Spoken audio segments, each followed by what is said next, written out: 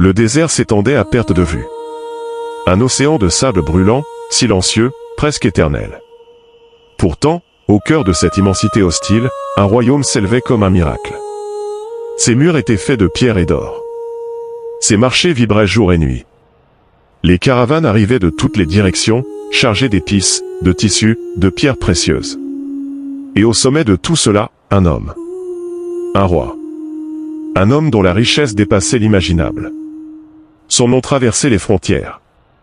On le racontait dans les villes lointaines, dans les ports, dans les palais étrangers. Mais personne ne connaissait la vérité. Car derrière la richesse, se cachait un vide.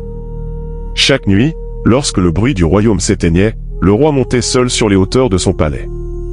Il regardait les étoiles. Toujours les mêmes. Immobiles. Silencieuses. Elles semblaient contenir une vérité qu'il ne pouvait atteindre. Le pouvoir ne lui suffisait plus. L'or ne lui parlait plus. Même les louanges de son peuple devenaient un bruit lointain. Quelque chose manquait. Quelque chose de plus grand que tout ce qu'il possédait. Puis un jour, tout bascula. Sans annonce. Sans cérémonie. Le roi disparut. Pas de trace de lutte. Pas de message.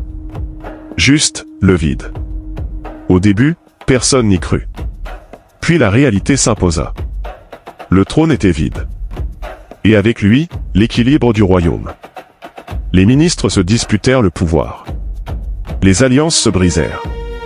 Les ennemis commencèrent à observer. Le royaume, autrefois solide, commença à se fissurer. Pendant ce temps, le roi marchait. Seul. Sans garde. Sans richesse. Sans identité. Le désert ne reconnaissait ni les rois ni les esclaves. Il avançait sous le soleil brûlant, ses pieds s'enfonçant dans le sable. Les jours passaient. Puis les nuits. Le silence devenait écrasant. Le désert ne donne rien. Il prend. Il enlève les illusions. Il enlève les forces. Il enlève l'ego. Le roi commença à faiblir. Son corps s'épuisait. Sa gorge brûlait. Ses pensées se brouillaient.